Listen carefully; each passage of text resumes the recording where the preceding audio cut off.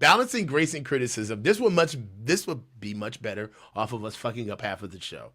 Balancing grace and criticism. How do you assess the players amid injuries, distractions, and outside noise? All of those, some of them are self-imposed. What's the balance between giving grace or criticizing the coaching staff, front office, and players? So right That's a good now, question. it's very easy for blame to go around. And I thought about this because a lot of my commentary is criticizing what I see to be failures on the team, coaching staff, and the organization. However, context matters, and you can't just blindly pray and spray. Sometimes it can get a bit vitriolic, and you do have to uh, be balanced. And I guess the real question is for myself, for you, Grant, in your profession, and for fans, what is the balance? Being as though that how do you criticize a team that's had situations like a Ricky Pearsall or a Trent Williams' situation right Hmm. now, or a Travarius Ward situation, or, we do have BA after all that he did throughout the offseason to lose his entire season right now, and we don't even know what his career is going to be like. A Christian McCaffrey that basically fights the entire season to get back, and now he's on IR. And the list goes on and on. Basically, who should be squarely in the crosshairs of criticism, and how do you balance that based off of all of the events that have entailed the season? I mean, I think it's real easy and correct to give grace to the players who've been directly impacted by things outside of their control.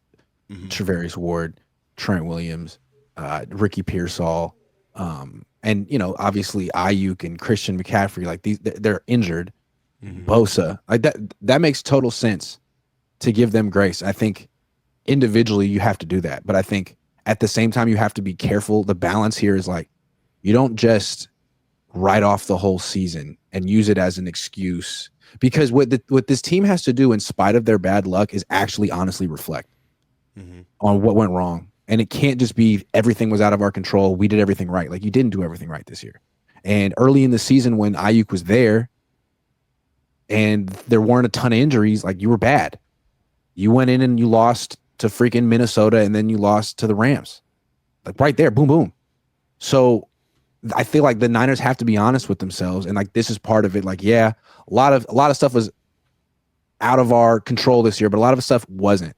We created a lot of distractions. Like Mm-hmm.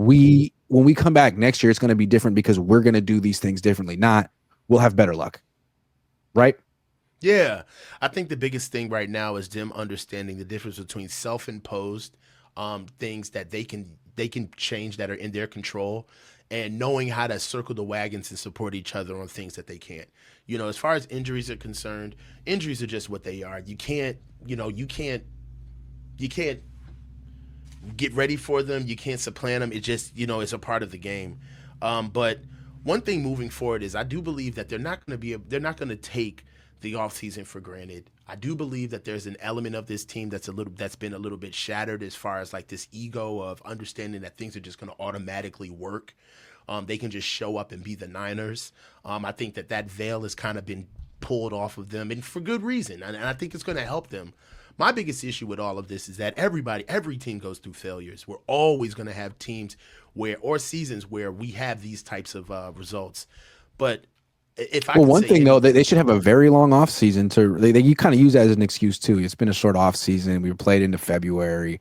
We're gonna hmm have a real long off season this time. So to your point, take it seriously. Everyone needs to be there in training camp. It's like, and that's why I'm kind of concerned about these last 5 games.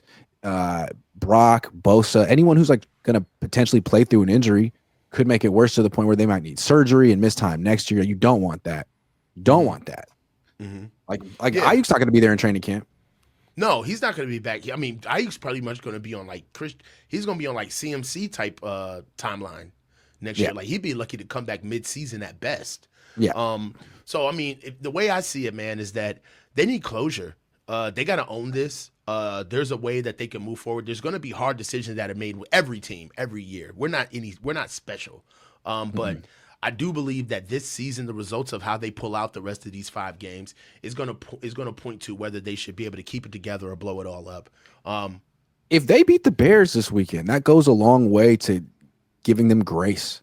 It does. Even at 5-7, with all these guys out, they found a way to play their best football of the year, their most focused, urgent, all that kind of stuff. Like those are things that are within their control. And if they could, dig deep and find that finally now, it would show that Kyle hasn't lost the team.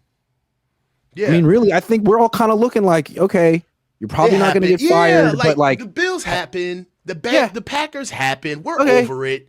What are you going to do though? Yeah. Like if you lose your next 5 games and there's like embarrassing blowouts to the Bears and the Rams, and it's like, no, it doesn't matter what you did in the past. You lost this team. But if they can rally, maybe win this game or 2 or 3 of these games, you think, all right, okay, you know what? Let's give them grace. They had a lot of bad luck. They found a way to rally at the end. Okay, I want to see one more year. I think that the fan base is begging to give this excuse to the team right now. Yeah. Where we really want them to show up, pull out a win, right? Yeah. Lose, possibly beat the Rams, lose gracefully to the Lions, right? Yeah. But our biggest thing is like, don't become a shit show. Don't become a shell of yourselves. Like, don't turn on each other. Don't not be prepared or not tackle or give up at the end of games or have backup units come in the games or have penalties on drives. Like, the thing about it is that we got to look like ourselves going down. We got to go out on our shield, so to speak. I agree. That's what we're watching for down the stretch. Can you do that? Yeah. And if not, I wonder if the Yorks are watching for that too. They haven't really said anything. Everyone's assuming that they won't do anything. But if it's just an unmitigated disaster that's not getting any better, they may not have a choice. So give them a reason to keep you around, Kyle. Or everyone on the team. Like, George has given the Niners a reason to keep him around. George Kittle, he would have been easy to cut. No guaranteed money coming up, 31, 32, tight end. Easy to get rid of George Kittle, but no, absolutely not. He's bedrock cornerstone of the team. So that's what this next 5 games are. Brock, you want to be the franchise quarterback? You got 5 games to prove it, man. Yeah. You got to do it. Look, got some more super chats to get out of the way on my side. Yeah. Let me just get you out the way. Rachel, Grant, is that a Ricky Pearsall jersey behind you? It is. I've already, I have to let the person know who won. I already know who won. I haven't told him yet, but that's someone won. Sorry, I got to tell him. Nafka, Grant took too many gummies. I wish I had that excuse. Alex Diaz, Grant, are you going to Miami? If you are, here's a coffee on me. Coach, your live stream during games are the best. Thank you, man. I try.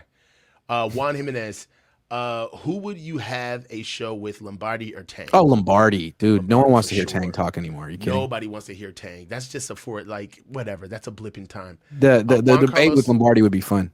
Oh, if he would do it, it'd be so fun. Yeah, I'd love to. No, he would never do it. Of course not. He would never do it.